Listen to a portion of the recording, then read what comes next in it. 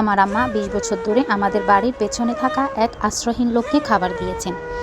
আম্মার মারা যাওয়ার ঠিক পরের দিন সে আমার হাত দুটো নিজের হাতের মুঠোয় নিয়ে বলল, তিনি ইন্তেকাল করার আগে আমাকে মুখ বন্ধ রাখার জন্য আকুতি করেছিলেন।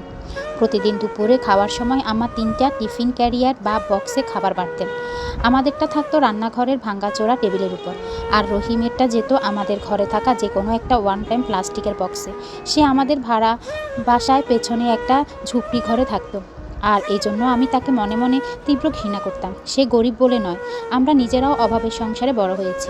আমার জুতো ছিঁড়ে গেলে আঠা দিয়ে জোড়াতালি দিতে হতো, আর সেবার গরমের দিনে বিল দিতে না পারায় আমাদের বাসায় কারেন্ট কেটে দেওয়া হয়েছিল দুবার। কিন্তু আম্মা তার ক্ষুধাকে এমনভাবে দেখতেন যেন আমার পেটের চেয়ে ওই লোকের পেটের টান আমার কাছে বেশি বড় ছিল। একবার আমি রাগ সামলাতে না পেরে বলেই ফেললাম, তুমি যদি বাইরের মানুষকে এভাবে খাওয়ানো বন্ধ করতে, তাহলে হয়তো আমাদের এভাবে অভাবের মধ্যে দিন কাটাতে হতো না। আমার রেগে আগুন হয়ে গেলেন। আর কোনো দিন যেন তোমার মুখে এই কথা না শুনি। বছরের পর বছর কেটে গেল। আমি পড়াশোনা আর চাকরির সূত্রে বাসা ছেড়ে চলে গেলাম। আম্মার সাথে আমার দূরত্ব বাড়লেও ঝগড়াঝাটি কমে এলো, মূলত কারণ আমি আর এগুলো নিয়ে কোনো প্রশ্ন করতাম না। কিন্তু রহিম আমাদের বাসার পেছনেই রয়ে গেল। তারপর আম্মা মরণব্যাধি ক্যান্সারে আক্রান্ত হলেন। অসুখটা আম্মাকে একদম শেষ করে দিল। বিছানায় শুয়ে ছটফট করতেন। দুনিয়ার মায়া ত্যাগ করার 2 সপ্তাহ আগে আম্মা আমার হাতটা শক্ত করে চেপে ধরে ক্ষীণ গলায় বললেন, আমাকে ওয়াদা করো বাবা, আমি চলে যাওয়ার পর তুই রহিমের মুখে খাবার তুলে দিবি। আমি না বলতে চেয়েছিলাম, কিন্তু আমার শেষ সময়ে তার কাছে মিথ্যে বলতে পারলাম না। তাই আমার কুলখানি আর দেওয়ার অনুষ্ঠান শেষ হওয়ার পরের দিন আমি রহিমের জন্য নিজের হাতে সবচেয়ে ভালো খাবারটাই রান্না করলাম এবং গাড়ি চালিয়ে আমার পুরনো বাসায় গেলাম। কিন্তু রহিম তার ঝুপড়িতে ছিল না। তার বদলে বাসার সামনে রাস্তার পাশে একটা চকচকে কালো রঙের প্রাডো গাড়িতে দাঁড়িয়েছিল। গাড়ির পাশে দামি কোট পরা, পরিপাটি করে শেভ করা এক ভদ্রলোক দাঁড়িয়েছিলেন। তার হাতে ছিল আমার সেই পুরনো রূপোর লকেটটা, যেটা আম্মা বলেছিলেন আমি যখন ক্লাস 2তে পড়ি তখন হারিয়ে গেছে। আমি ভেবেছিলাম তুমি আসবে না। চোখ দুটো পানিতে ভাসিয়ে তিনি বললেন, রহিম। আমি একদম স্তব্ধ হয়ে জিজ্ঞেস করলাম। সে একটু হাসলো, কিন্তু সেই হাসিতে এক বুক কষ্ট লুকিয়েছিল। আমি দুপুরের খাবার এনেছি। বুকে হাতুড়ি পেটার মতো হৃদস্পন্দন নিয়ে আমি বললাম, কিন্তু রহিম, এসব কি হচ্ছে? তুমি এখানে এভাবে কেন? সে সোজা আমার চোখের দিকে তাকালো। তোমার আম্মা তোমার কাছে একটা বড় সত্যি লুকিয়ে গেছে। সে বলল, তিনি শেষ নিঃশ্বাস ত্যাগ করার আগে আল্লাহর দোহাই দিয়ে আমাকে মুখ বন্ধ রাখার আকুতি করেছিলেন। আমার শরীর ভয়ে আর আশঙ্কায় হিম হয়ে গেল। আম্মা, কি লুকিয়েছিলেন? আমি ফিসফিস করে জিজ্ঞেস করলাম। রহিমের মুখে কথাগুলো যেন তপ্ত সীসার মতো আমার কানে লাগলো। দুপুরের চিলেতে রোদ মাথার উপর, অথচ আমার পুরো শরীর বরফের মতো ঠান্ডা হয়ে আসছিল। আম্মা কি লুকিয়েছিলেন? এমন কি গোপন রহস্য, যার জন্য দীর্ঘ 20টা বছর একটা মানুষকে আমাদের বাড়ির পেছনে ঝুপড়িতে ভিখারির মতো পড়ে থাকতে হলো? আর আজ সেই মানুষটাই কোটি টাকার প্রাডো গাড়ি নিয়ে স্যুট কোট পরে আমার সামনেই দাঁড়িয়ে আছে। আমি কোনো মতে ঢোক গিলে বললাম, রহিম ভাই, আপনি কে? আর আমার আম্মার লকেট আপনার কাছে কিভাবে এলো? আম্মা তো বলেছিলেন এটা চুরি হয়ে গেছে। রহিম একটা দীর্ঘশ্বাস ফেলল। তার চোখ বেয়ে আবার এক ফোঁটা পানি গড়িয়ে পড়ল। সেই লকেটটার উপর আলতো করে হাত বুলাতে বুলাতে বলল, এটা চুরি হয়নি বাবা, তোমার আম্মা এটা নিজেই আমাকে দিয়েছিলেন। যখন তোমার জং ধরা ঝুপড়িতে বৃষ্টির পানি ছুঁয়ে পড়তো, তখন এই লকেটটা দেখিয়ে তিনি বলতেন, রহিম, ধৈর্য ধরো, আল্লাহর পরীক্ষা খুব কঠিন। আজ আর লুকাবো না, তোমার আম্মা চলে গেছেন, আর এই সত্যের বোঝা আমি একা বইতে পারছি না।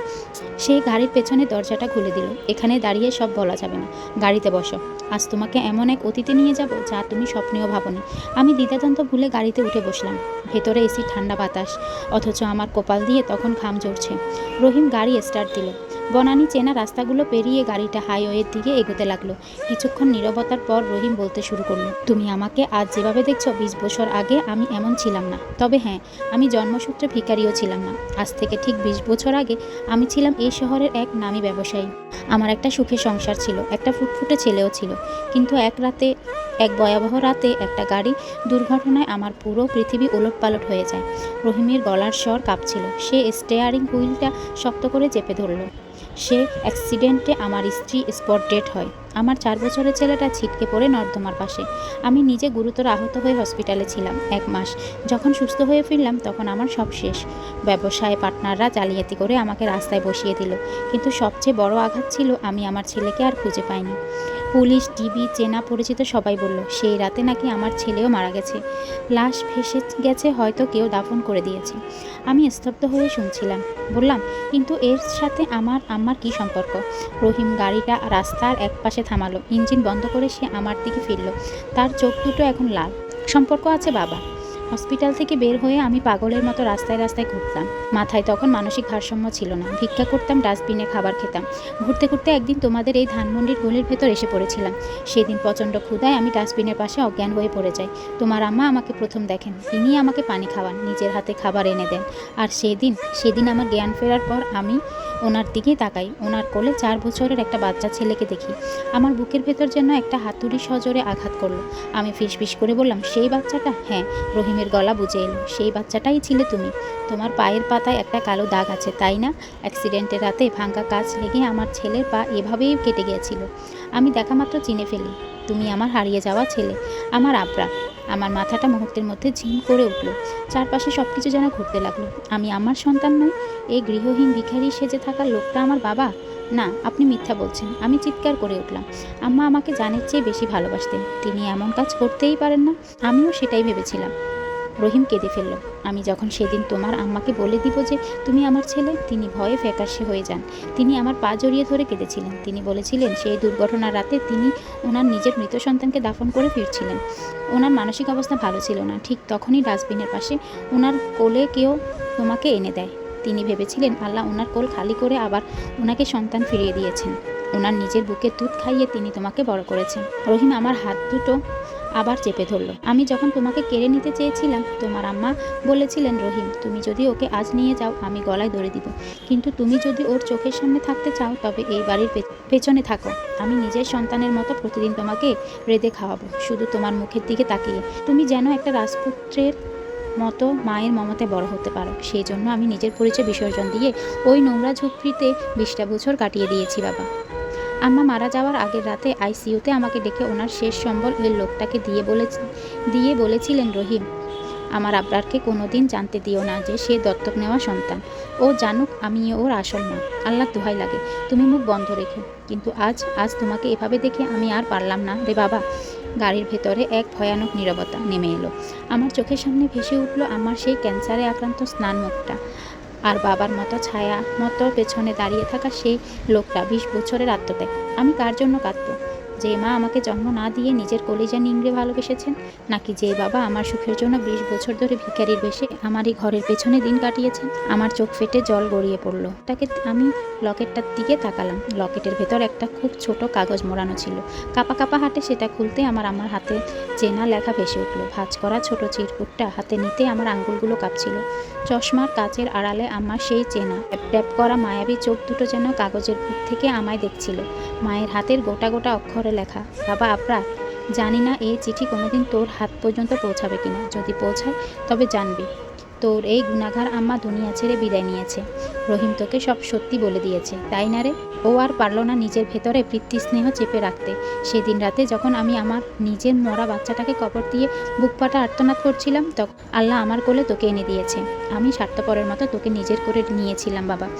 কিন্তু যখন জানলাম তোর আসল আপু বেঁচে আছে এবং ও কোনো চোর 2 নম্বরই নয়, বরং এক বুক কষ্ট নিয়ে তোকে খুঁজছে, তখন আমার পায়ের তলার মাটিটাই যেন সরে গিয়েছিল। আমি তোকে হারাতে পারতাম না রে আবরার।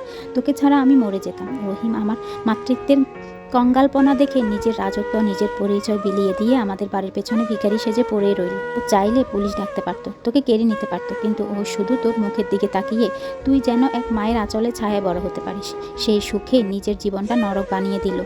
প্রতিবেলা তোদের দুজনকে এক টেবিলে খাওয়াতে পারিনি, কারণ সমাজ আর লোকলজ্জার ভয়ে। কিন্তু রহিমের হাত ভাঙা কষ্টের উপার্জনে কেনা চাল ডাল দিয়ে আমি তোদের দুজনের মুখে অন্ন তুলে দিতাম। আজ ও কোটিপতি, ও আগে সব ফিরে পেয়েছে, কিন্তু 20টা বছর ও শুধু তোর জন্য অপেক্ষা করেছে। আমার অপরাধ ক্ষমা করিস বাবা। তোর আম্মাকে ঘৃণা করিস না। তোর ইহকালের আম্মা আমি হলেও তোর আসল জন্মদাতা আব্বু তোর সামনেই দাঁড়িয়ে। ওনার হাতটা ধরিস বাবা। ওনাকে ওনার 20 বছরের ত্যাগের প্রতিদান দিস। চিঠিটা পড়া শেষ হতে আমার চারপাশটা যেন ভারী হয়ে এলো। চোখের পানি তোরে কাগজে লেখাগুলো ঝাপসা হয়ে যাচ্ছিল।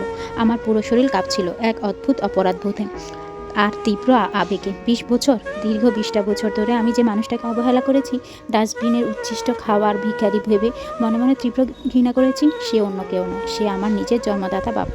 আমার সুখের জন্য, আমার একটা সুন্দর ভবিষ্যতের জন্য সে নিজের পরিচয় ধুলোয় মিশিয়ে আমাদের জানালার ওপাশে এক জং ধরা ঝুপড়িতে মশার কামড় খেয়ে রাতের পর রাত পার করেছে। আমি মুখ তুলে রহিমের দিকে তাকালাম। ওনার চোখের কোণে বেয়ে অঝরে পানি পড়ছে, কিন্তু ওনার ঠোঁটে এক বুক হালকা হাওয়া প্রশান্তি। এত বড় সত্যের বোঝা ওনার বুকে পাথর হয়ে চেপেছিল এতগুলো বছর। আব্বু, আমার গলা দিয়ে শব্দটা খুব ঘৃণাভাবে বেরিয়ে এলো। 20টি বছর ধরে যে শব্দটা শুধু একজনের জন্য বরাদ্দ ছিল, আজ তা এক নতুন দিগন্তের উন্মোচন করলো। আব্বু ডাকটা শুনতে রহিমের পুরো শরীরটা ঝাঁকুনি দিয়ে উঠল। সে অবিশ্বাস্য চোখে আমার দিকে তাকালো। ওনার ঠোঁট জোড়া কাঁপছিল। আমি আর নিজেকে ধরে রাখতে পারলাম না। সিট থেকে একটু ঝুঁকে ওনাকে শক্ত করে জড়িয়ে ধরলাম। ওনার দামি কোটটা আমার চোখের পানিতে ভিজতে লাগলো। আমার আব্বু ওনার শক্ত দুটি হাত দিয়ে আমাকে ওনার বুকের সাথে মিশিয়ে নিলেন। ওনার বুক ফাটা কান্নায় গাড়ির ভেতরে এসি মাখা বাতাসটাও যেন ভারী হয়ে উঠল। আমার আবরার, আমার বাজান রে। আব্বু ওনার দাড়ি ভরা মুখটা আমার মাথায় ঘষতে ঘষতে ঢুকরে কেঁদে উঠলেন। 20টা বছর আমি শুধু এই দিনটার জন্য বেঁচেছিলাম। তুই যখন ছোটবেলায় বারান্দা দিয়ে আমাকে দেখে মুখ ফিরিয়ে নিতি, আমার কলেজাটা ছিঁড়ে যেত রে বাবা। কিন্তু তোর আম্মার দেওয়া ওয়াদা আমি ভাঙতে পারিনি। ও তোকে খুব ভালোবেসেছিল আপনার। ও তোকে আমার চেয়েও বেশি মমতায় আগলে রেখেছিল। আমি কান্নার মাঝে বললাম, আমাকে মাফ করে দাও আব্বু। আমি তোমাকে কত কথা শুনিয়েছি, কত ঘৃণা করেছি। আম্মাকেও আমি ভুল বুঝিয়েছিলাম। ভাবতাম আম্মা তোমাকে ভালোবাসে না, তাই বাইরে একটা লোককে এত যত্ন করে। আব্বু আমার চোখের পানি মুছে দিয়ে বললেন, না রে বাবা, তোদের কারো কোনো দোষ নেই। দোষ ছিল আমার ভাগ্যে। তোর আম্মা আজ কবরে শুয়ে নিশ্চয়ই শান্তি পাচ্ছেন। ওনার আত্মা আজ দেখছে ওনার দেওয়া আমানত আমি ওনার আঁচল থেকে ফিরিয়ে পেয়েছি। গাড়িটা আবার চলতে শুরু করলো, তবে এবার কোনো অচেনা গন্তব্যে নয়, এক নতুন জীবনের দিকে। সন্ধ্যায় আমরা যখন ধানমন্ডি সেই পুরনো ভাড়া বাসায় ফিরে এলাম, তখন চারপাশটা কেমন যেন শান্ত লাগছিল। আমি আর আব্বু একপাশে ঘুরে ঢুকলাম রান্নাঘরে। সেই চেনা ভাঙাচোরা টেবিলের দিকে তাকিয়ে আমার চোখে আবার পানি চলে এলো। আজ আর এখানে 3 জনের খাবার আলাদা বক্সে প্যাক হবে না। আমি টেবিলে রাখা খাবার বাড়লাম। একটা প্লেট আব্বুর সামনে রাখলাম, একটা আমার সামনে, আর মাঝখানে রাখলাম আমার সেই রূপোর লকেটটা। আম্মা আজ আমাদের মাঝে নেই, কিন্তু ওনার অবর্তমানে ওনার বিশাল আত্মত্যাগ আর ভালোবাসা আমাদের দুজনের এক সুতায় বেঁধে দিয়ে গেছে। যে সত্য এতদিন অন্ধকার ঝুপড়িতে লুকিয়েছিল, আজ তা এক অদ্ভুত আলো হয়ে আমাদের জীবনকে ভরিয়ে দিল। আমি আজ নিঃস্ব নই। এক মায়ের অকৃত্রিম ভালোবাসা আর এক বাবার 20 বছরের নীরব মহাকাব্যিক আত্মত্যাগের মাঝে দাঁড়িয়ে আমি পৃথিবীর সবচেয়ে ধনী সন্তান। ধন্যবাদ। কেমন লেগেছে অবশ্যই জানিয়ে দিবেন।